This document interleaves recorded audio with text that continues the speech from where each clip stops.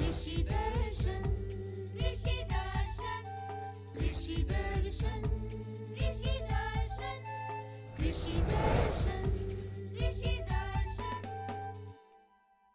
किसान भाई बहनों को झुमकी बहन का तहे दिल से जोहार और साथ ही साथ गंदरू भाई की तरफ से भी किसान भाइयों को नमस्कार। कृषि दर्शन कार्यक्रम में आप सभी किसान भाई बहनों का स्वागत है। तो चलिए आपको लिए चलते हैं कृषि समाचार की ओर। नमस्कार, कृषि समाचार में आपका स्वागत है। मैं हूं पूनम। आइए देखते हैं आज कृषि समाचार में क्या है खास। सिमडेगा के किसान अनुदान पर ले सकेंगे कृषि यंत्र। फल, फूल और बीजों की उपज बढ़ाने वाली नई तकनीक का विकास। झाड़ीदार फ्रेंच बीन के बेहतर उत्पादन के लिए लगाएं पंत अनुपमा। अब समाचार विस्तार से। भूमि संरक्षण निदेशालय झारखंड सरकार की ओर से सिमडेगा जिला के किसानों के लिए कृषि यंत्रिकीकरण प्रोत्साहन योजना चलाई जा रही है। इस योजना के अंतर्गत सिमडेगा के किसान अनुदान पर tractor, hydraulic tractor, power tiller, rotary tiller, laser guided land leveller, potato planter, digger, self propelled reaper, mini rice mill, दाल mill, oil expeller, rotavator, cultivator, paddy transplanter, pump set, sprayer और थ्रेशर ले सकते हैं। आवेदन की अंतिम तारीख 31 दिसंबर 2014 है। वैज्ञानिकों ने एक ऐसी तकनीक विकसित की है जिससे फल, फूल और बीजों का उत्पादन बढ़ाया जा सकता है। Centre for plant biotechnology and genomics में इस नई प्रणाली का विकास किया गया है। इस प्रणाली के तहत पौधे और फूलों को नुकसान पहुंचाने वाले कोलेक्टोरिकम टोफेल्डी माइक्रो ऑर्गेनिज्म में नए तरीके से बदलाव लाया गया है, जिससे पौधे ज़्यादा संख्या में फल, फूल और बीज पैदा करने में सक्षम हो सकते हैं। अरहर फसल में फूल निकलने के समय कीड़ों के प्रकोप से फूल झड़ जाते हैं, जिससे फलियां नहीं बन पाती हैं। किसान भाई इस समस्या से बचने के लिए फूल निकलने पर कार्बेरिल आधारित दवा से बने घोल का फसल पर छिड़काव करें। किसी भी फसल में लगने वाले पुष्ट और पर्याप्त फूल ही अच्छी फलन के आधार होते हैं। अरहर फसल में फूल निकलने पर उसमें कीट लग जाएं, तो उसके नियंत्रण के लिए किस दवा का उपयोग कितनी मात्रा में कितने दफा करना चाहिए, आइए इस बारे में जानते हैं अपने कृषि विशेषज्ञ से। अरहर की फसल, जो किसान भाई अरहर की खेती किए हुए हैं, उनके अरहर के फसल में फूल आने के समय में कुछ कीड़ा आता है, जिस कीड़ा के चलते फूल सूख कर गिर जाता है और जिस कारण से फली बन नहीं पाता है। अतः किसान भाइयों को सलाह दी जाती है कि फूल आने के ठीक पहले एक स्प्रे कार्बेरिल आधारित दवा का 2 ग्राम प्रति लीटर पानी की दर से छिड़काव कर दें। फिर उसी दवा का छिड़काव 30 से 35 दिनों के बाद, जिस समय बाली वगैरह बनना शुरू हो जाता है, फली बनना शुरू हो जाता है, उसी समय में इस दवा का फिर से एक बार छिड़काव कर दें तो अच्छी उपज मिलने की संभावना। राज्य के किसान अक्टूबर में झाड़ीदार फ्रेंच बीन लगा सकते हैं। इस फसल के बेहतर उत्पादन के लिए पंत अनुपमा, स्वर्ण प्रिया, अर्का कोमल या स्ट्रिंगलेस नामक उन्नत प्रभेदों का चयन कर सकते हैं। किसान भाई झाड़ीदार फ्रेंच बीन की बुआई के लिए 80 से 90 किलोग्राम बीज प्रति हेक्टेयर की दर से उपयोग करें, जिसमें कतार से कतार 40 सेंटीमीटर और पौधा से पौधे के बीच 10 सेंटीमीटर की दूरी रखें। इन बातों को ध्यान में रखते हुए अच्छी उपज देने में सक्षम उन्नत प्रभेदों में पंत अनुपमा, स्वर्ण प्रिया, अर्का कोमल और स्ट्रिंगलेस में से किसी एक का चयन कर सकते हैं। इनकी उपज क्षमता 80 से 90 क्विंटल प्रति हेक्टेयर है। ग्रबर एक ऐसा कृषि उपकरण है जिसकी सहायता से किसान छोटी एवं कम गहरी जड़ों वाली फसलों से खरपतवार निकालने का काम कर सकते हैं। इसकी कार्यक्षमता 15 से 18 डेसिमल प्रतिदिन है। आज हम आपकी मुलाकात सफल महिला किसान पुष्पा देवी से करवा रहे हैं, जो जामताड़ा के निज कजरी गांव की निवासी हैं। हम खेतीबाड़ी भी करते हैं, सिलाई भी करते हैं और महिला मंडल ग्रुप से हैं, ग्रुप भी चलाते हैं और खेतीबाड़ी भी करते हैं। धान भी गाय भैंस भी है, दूध भी लेते हैं। खेती से बहुत फायदा भी मिल रहा है, उपज भी हो रहा है। और अब एक नजर राज्य के 5 प्रमुख शहरों के मौसम के मिजाज पर। आज राज्य के 5 प्रमुख नगरों के अधिकतम और न्यूनतम तापमान कुछ इस प्रकार दर्ज किए गए। रांची का अधिकतम तापमान 31 डिग्री सेल्सियस और न्यूनतम 21 डिग्री सेल्सियस। जमशेदपुर का अधिकतम तापमान 32 डिग्री सेल्सियस और न्यूनतम 24 डिग्री सेल्सियस। मेदिनीनगर का अधिकतम तापमान 31 डिग्री सेल्सियस और न्यूनतम 21 डिग्री सेल्सियस। देवघर का अधिकतम तापमान 34 डिग्री सेल्सियस और न्यूनतम 25 डिग्री सेल्सियस। और धनबाद का अधिकतम तापमान 33 डिग्री सेल्सियस और न्यूनतम 25 डिग्री सेल्सियस रहा।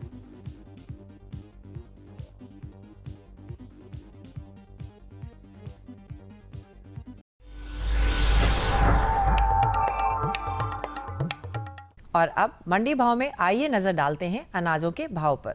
आज कृषि उत्पाद बाजार समिति पंडरा रांची में विभिन्न खाद्यान्नों के थोक भाव कुछ इस प्रकार दर्ज किए गए।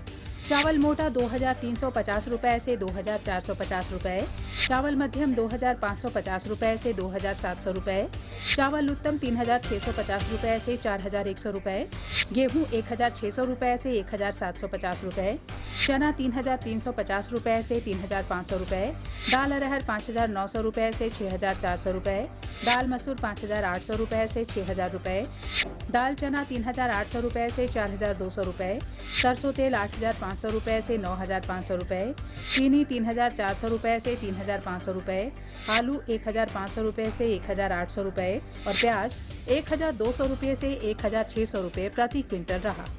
कृषि समाचार में आज इतना ही। अगले दिन अगले अंक में फिर मुलाकात होगी कुछ ताज़ा तरीन खबरों के साथ। तब तक के लिए दीजिए इजाजत। नमस्कार, जोहार। किसान भाइयों, अभी आप देख रहे थे कृषि समाचार, जिसमें कृषि से संबंधित तमाम तरह की जानकारियां आपको मिली। मौसम के मिजाज से भी अवगत हो गए और मंडी के भाव का भी पता हमारे किसान भाइयों को चल गया। लेकिन किसान भाइयों, यहाँ पर लेंगे एक छोटा सा विराम। तो इस विराम के बाद हम पुनः हाजिर होते हैं। किसान भाइयों, आप बने रहिए हमारे साथ। ये लो और बताओ। बस। अरे ये क्या भैया जी, बस इतनी सी रासायनिक खाद? किसानी छोड़ रहे हो क्या? किसानी नहीं, नादानी छोड़ रहे हैं। मिट्टी की जांच कराई है। अब तो लालाजी जितनी जरूरत है उतने ही उर्वरक खेत में डालेंगे। हाँ, किसान भाई आज ही अपने जिले की नजदीकी भूमि परीक्षण प्रयोगशाला में मिट्टी की जांच जरूर करवाएं और मिट्टी में पोषक तत्व, नमी व पौधे के विकास को देखते हुए केवल जरूरत के अनुसार ही पोषक तत्व डालें। और हाँ, मिट्टी में गंधक, जस्ता, बोरोन जैसे सूक्ष्म पोषक तत्वों का पता लगाना भी न भूलें। उर्वरक और जैविक खाद के सही उपयोग से भूमि का उपजाऊपन बनाए रखें, उत्पादकता बढ़ाएं, खर्चा घटाएं और बहुमूल्य विदेशी मुद्रा बचाने में भी सहयोग दें। और हाँ, धीमी गति से नाइट्रोजन उपलब्ध कराने वाले उर्वरकों जैसे नीम लेपित यूरिया को प्राथमिकता दें और यूरिया का पत्तों पर छिड़काव करें। अरे वाह, तू तो सचमुच समझदार हो गया रे। अधिक जानकारी के लिए संपर्क करें जिला कृषि अधिकारी या किसान कॉल सेंटर। खुशबू की फुहार में, स्वाद की बहार में, तरक्की की तानों में, खिलती मुस्कानों में, हरे भरे पौधों में, बड़े बड़े सौदों में, मधुर भिनभिनाहट में, खुशियों की आहट में। NHM बागवानी मिशन, हमारी चाहत, आपकी मुस्कुराहट। विराम के बाद एक बार फिर से स्वागत है आप सभी किसान भाई बहनों का। जी हाँ, हमें मालूम है कि आपको जानकारी चाहिए और इसलिए हम हाजिर हैं। तो और जानकारी, बिल्कुल जानकारी लेकर के आए हैं हम लोग और किसान भाइयों को देने के लिए तैयार भी हैं। हाँ। तो चलिए किसान भाइयों, आज हम आपको जानकारी देने जा रहे हैं तोरिया की वैज्ञानिक खेती के बारे में और आप कौन से प्रभेद लगाएंगे ताकि तोरिया का जो उत्पादन है वो आपको अधिक से अधिक मिल सके। बिल्कुल, और ये जानकारी दे रहे हैं हमारे विशेषज्ञ डॉक्टर A.K. श्रीवास्तव जी। किसान भाइयों, कृषि दर्शन की टीम आज कृषि विज्ञान केंद्र बलियापुर धनबाद में है और आज हमारे साथ बातचीत करने के लिए यहीं के एक वैज्ञानिक हैं डॉक्टर आदर्श कुमार श्रीवास्तव। ये हमें जानकारी देंगे तोरिया की वैज्ञानिक खेती कैसे करते हैं। सबसे पहले हमारे किसान भाइयों को डॉक्टर साहब बताइए कि तोरिया की खेती के लिए सर्वप्रथम खेत का चुनाव कैसे करें और खेत की जुताई कैसे करें। किसान भाइयों, खेत का चुनाव बहुत ही महत्वपूर्ण है। जिस खेत में आप तोरिया की खेती करना चाह रहे हैं उसकी जो मिट्टी है वो मटियार या बलुई दोमट होनी चाहिए और उसमें जल धारण की अच्छी क्षमता हो। साथ साथ जो मिट्टी का जो पीएच होता है वो 6.5 से 6.5 से 7.5 के बीच में होना चाहिए, तो वो मिट्टी अच्छी है। इसके लिए है कि हम चुनाव करने के बाद खेत को 2-3 बार मिट्टी पलट हल से जोत दें, इसके बाद पाटा लगा दें और ध्यान रहे कि खेत में पर्याप्त नमी हो। इसके बाद हम बीज का चुनाव करते हैं। इसके लिए जो उपयुक्त प्रजातियां हैं तोरिया की वो है T9 और PT 303, पंचालिका, BR 17। इसमें T9 है वो उसका जो उपज है 12 से 15 कुंटल प्रति हेक्टेयर है और 90 से 95 दिन में तैयार हो जाती है। साथ साथ PT 303 है, उसकी उपज है 15 से 18 कुंटल, वो भी 95 से 100 दिन में तैयार हो जाती है। ज़्यादातर जो तोरिया की प्रजातियां हैं वो 95 से 100 दिन के बीच में तैयार हो जाती हैं। डॉक्टर साहब, ये जो तोरिया लगाने का जो उपयुक्त समय है ये कब है, और 1 हेक्टेयर में या 1 एकड़ में हमारे किसान भाई कितनी मात्रा में बीज का प्रयोग करेंगे? किसान भाइयों, जो तोरिया का लगाने का उपयुक्त समय है वो 1 सितंबर से शुरू हो जाता है। इसके लिए अगर हम T9 प्रजाति लगा रहे हैं तो 1 सितंबर से, नहीं तो सबसे उपयुक्त समय है कि हम 15 सितंबर से ही उसकी बुवाई शुरू कर दें। और 1 हेक्टेयर बीज के लिए 5 किलो बीज पर्याप्त होता है। और इसके लिए बीज अगर हम प्रजाति चुनाव कर लें तो इसके बाद की जो प्रक्रिया है कि बीज उपचार जरूर करें। बीज उपचार करने से हमको फ़ायदा ये होता है कि बीज में यदि किसी प्रकार के फफूंदजनक रोग है तो वो दूर हो जाता है और आगे चल के फसल को नुकसान नहीं करता है। इसके लिए आप बेवेस्टिन है या थीरम है, कार्बेंडाजिन है, 2.5 ग्राम प्रति किलो बीज की दर से हम उसको मिलाएं और ये ध्यान रखें कि हर एक दाने में जो दवाई की मात्रा है मिल जाए। इसके लिए कि हम बीज को रखें या तो बीज सीड ट्रीटमेंट का जो ड्रम आता है या कहीं प्लास्टिक पे रख के हल्का सा पानी और शैम्पू मिला हुआ उस पर डाल दें और हाथ से उसको अच्छी तरीके से मिला दें। मिलाने के आधा घंटा के बाद हम बीज को लाइन से खेत में बो दें। अब आपने बताया डॉक्टर साहब, ये बीज जब बोए हमारे किसान भाई तो लाइन से लाइन की दूरी कितनी रखें और कतार से कतार की दूरी कितनी? तोरिया का बीज बहुत छोटा होता है और बोते समय ज़्यादा बीज गिर जाता है तो घना काफ़ी हो जाता है। तो कुछ हम जो लाइन से लाइन की दूरी रखें, कतार से कतार की दूरी वो 30 सेंटीमीटर और पौधा से पौधा की दूरी 10 सेंटीमीटर। तो इसके लिए हम करें कि यदि हमारे खेत में बीज ज़्यादा गिर गया है तो जो हम पहली निकाई 20 से 25 दिन में करते हैं तो एक प्रक्रिया होती है बिरलीकरण की, जिसको थिनिंग भी बोलते हैं। यदि हम घास निकाल रहे हैं उस समय तो हम बिरलीकरण कर दें, यानी जो हमारे पौधे पास पास में हैं उनको हम वहाँ से उखाड़ दें और एक उचित दूरी बनाए रखें। साथ साथ जो दूसरे अगर इसके बाद भी है जो दूसरी हम निराई करते हैं 40 से 45 दिन पे, उस समय भी हम थिनिंग कर सकते हैं। लेकिन कोशिश करें कि हम जो पहली निकाई गुड़ाई करते हैं उसी समय बेलीकरण की जो प्रक्रिया है उसको कर दें और पौधे से पौधे की दूरी हम पर्याप्त मात्रा में बनाए रखें। अब हमारे किसान भाइयों को बताइए कि जब तोरिया की खेती लगा रहे हैं, बुआई कर रहे हैं, तो उस वक्त किन किन उर्वरकों का प्रयोग करें? किसान भाइयों, जो हम उर्वरक का प्रयोग करते हैं तो पहले तो गोबर की खाद हम उसमें डालें कम से कम 10 से 15 टन प्रति हेक्टेयर की दर से। इसके बाद हम 50 kilo nitrogen, 25 kilo phosphorus, 25 kilo potash और 20 किलो सल्फर हम खेत में डालें। तो जो नाइट्रोजन की आधी मात्रा और फास्फोरस और पोटास और सल्फर की पूरी मात्रा हम बुआई के समय ही दे दें और जो दूसरी आधी बची हुई नाइट्रोजन की मात्रा है वो हम दूसरी सिंचाई पे दे दें, खेत में दे दें छिड़क के, जिससे कि मतलब हमारा जो बढ़वार है तोरिया की वो अच्छी तरीके से हो। तोरिया में सिंचाई की क्या स्थिति है और तोरिया में हमारे किसान भाई अगर सिंचाई दें तो कब कब दें और कितनी कितनी मात्रा में दें? किसान भाइयों, तोरिया में जो सिंचाई है, एक तो हम बुआई के समय ध्यान रखें कि पर्याप्त मात्रा में नमी हो और साथ साथ ये है कि हम जैसे ही देखें कि खेत में नमी की कमी हो रही है तो 15 से 20 दिन पे हम सिंचाई करते रहें। और कम से कम 2-3 सिंचाइयाँ तोरिया के खेत में अवश्य दें। अगर हम मतलब उसमें घास का अच्छा मतलब नियंत्रण रख पाएंगे तो हमारा कम पानी में अगर हम उसमें स्प्रिंकलर सिस्टम लगाए हैं तो हल्की सिंचाई मतलब समय समय पे आवश्यकता अनुसार उसको दे सकते हैं। यानी कि तोरिया में अगर खरपतवार हो जाए तो उसकी कैसे निकाई गुड़ाई की जाए? किसान भाइयों, निकाई गुड़ाई खेत में अवश्य करनी चाहिए तोरिया के, क्योंकि अगर घास ज़्यादा होगी तो हमारा उत्पादन प्रभावित होता है। करीब 20 से 25% तक का नुकसान होगा। इसलिए पहली जो निकाई है वो 20 से 25 दिन पे, दूसरा 40 से 45 दिन पे। साथ साथ यदि आपके पास रासायनिक विधि से कंट्रोल करना चाहते हैं घास को तो एक दवा आती है पेंडीमेथिलीन। तो हम बुआई के उसको 1 से 2 दिन के अंदर हम उसका छिड़काव कर दें, जिससे कि घास नहीं होगी। यदि हम उस समय नहीं डाल पाए हैं तो आइसोप्रोटान 25% धूल का हम 1 किलो की दर से प्रति हेक्टेयर की दर से बुआई के 15 दिन पर हम अगर छिड़काव कर देंगे तो तोरिया में जो खरपतवार की घास की समस्या है वो नहीं होगी। डॉक्टर साहब, अब हमारे किसान भाइयों को बताइए कि तोरिया में कौन कौन से कीड़े मकोड़े लगते हैं और कौन कौन से रोग होते हैं और इसका निदान हमारे किसान भाई कैसे कर सकते हैं? किसान भाइयों, जो कीट है जो ज़्यादा लगता है वो है लाही, जिसको बोलते हैं, वो ज़्यादा मात्रा में प्रकोप होता है।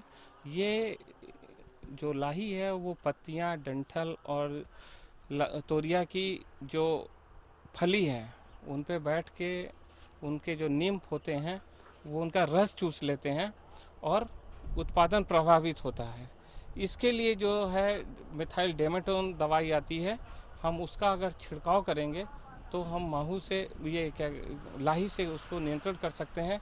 दूसरा जो रोग है वो श्वेत कीट है, पत्र लांछन है और हरदा कीट ये है। अगर हम बीज उपचार सही समय पे बीज उपचार करके ही बोएंगे तो ज़्यादातर रोगों का नियंत्रण हम आसानी से कर सकते हैं। डॉक्टर साहब, आप हमारे किसान भाइयों को इतनी अच्छी जानकारी दी, इसके लिए आपका बहुत बहुत धन्यवाद। धन्यवाद किसान भाइयों, नमस्ते। चलिए, तो बहुत ही अच्छी जानकारी थी झुमकी बहन, लेकिन एक छोटा सा संदेश हम अपने किसान भाइयों को और दिखला दें, उसके बाद फिर जानकारी का सिलसिला शुरू करते हैं। जी हाँ।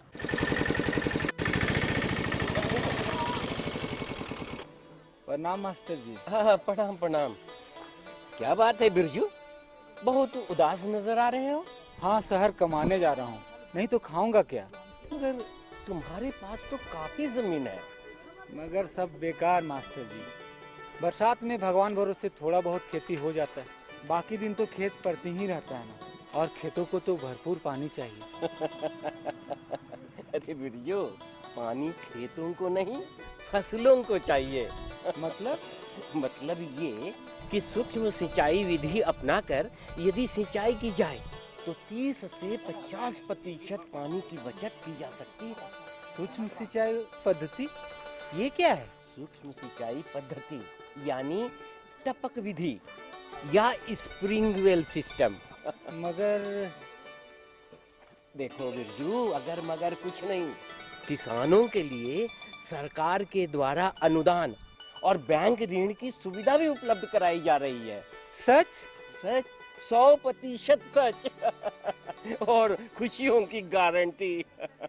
संदेश के बाद आप देख रहे हैं हमारे साथ जुड़ चुके हैं हमारे कार्य दादा जोहार कर। जोहार। हाँ दादा जोहार साहब, क्या हाल चाल है दादा? हाँ, सब ठीक ठाक है। देखिए, हम कुछ कुछ सुने हैं, अब सुन के रखें तो उसके बारे में जानकारी तो आप ही से मिलेगा। एक होता है कि पोषण वाटिका, अब इसको क्या कहते हैं, और दूसरा है कि किचन गार्डन, ये क्या है, इस दोनों के बारे में हमको जानकारी दी। झुमकी बहन, हमको लगता है कि ये जानकारी हम लोग बहुत अच्छी तरीके से दिलवा सकते हैं अपने किसान भाइयों को भी। बिल्कुल दिलवा सकते हैं, और इस जानकारी को लेने के लिए हमारे साथ जुड़ चुकी हैं हमारी विशेषज्ञ सीमा सिंह जी। तो आइए इनसे जानकारी ले लें हम। किसान भाइयों, कृषि दर्शन की टीम आज कृषि विज्ञान केंद्र दुमका आई हुई है, जहां आज हम बात करेंगे पोषण वाटिका की बनावट एवं किचन गार्डन के बारे में। इस विषय पे जानकारी देने के लिए आज हमारे साथ हैं यहीं के वैज्ञानिक डॉक्टर सीमा सिंह। मैडम, सबसे पहले आप हमारे किसान भाइयों को बताएं कि पोषण वाटिका क्या है? पोषण वाटिका पोषण सुरक्षा का एक बेहतर उपाय है। पोषण वाटिका में जहाँ कि हम फल और सब्जियों की खेती कर सकते हैं और अपने परिवार का अपना पूरे परिवार का पोषण स्तर को बेहतर बना सकते हैं। फल और सब्जियों में ज़्यादा पैसा जो लगता है उसे भी बचा सकते हैं। पोषण वाटिका से स्वास्थ्य सुरक्षा, पोषण सुरक्षा, पर्यावरण सुरक्षा, सामाजिक सुरक्षा और आर्थिक सुरक्षा बेहतर तरीके से किया जा सकता है।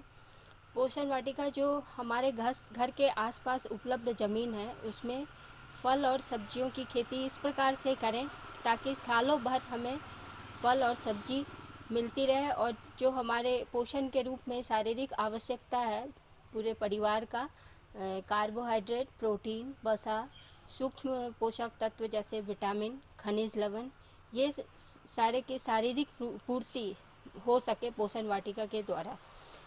पोषण वाटिका में पोषण संबंधी जो समस्याएं होती हैं जैसे कि लौह तत्व की कमी से एनीमिया हो जाता है, विटामिन ए की कमी से रतौंधी हो जाता है, प्रोटीन कैलोरी की कमी से प्रोटीन कैलोरी माल न्यूट्रिशन होता है, कैल्शियम की कमी से बच्चों में रिकेट्स और बड़ों में ऑस्टियोपोरोसिस की समस्या होती है। तो इन सारी समस्याओं से काफ़ी हद तक हम पोषण वाटिका की मदद से इसे दूर कर सकते हैं। मैडम, हम आपसे जानना चाहेंगे कि पोषण वाटिका की बनावट किस प्रकार होनी चाहिए?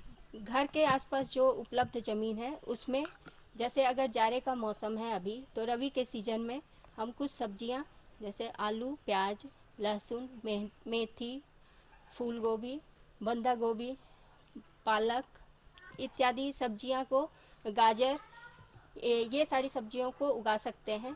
क्यारी, छोटी छोटी क्यारी बना के और विभिन्न क्यारी में विभिन्न सब्जियों को लगाएंगे और उसके बाद जाड़े मौसम के बाद वर्षा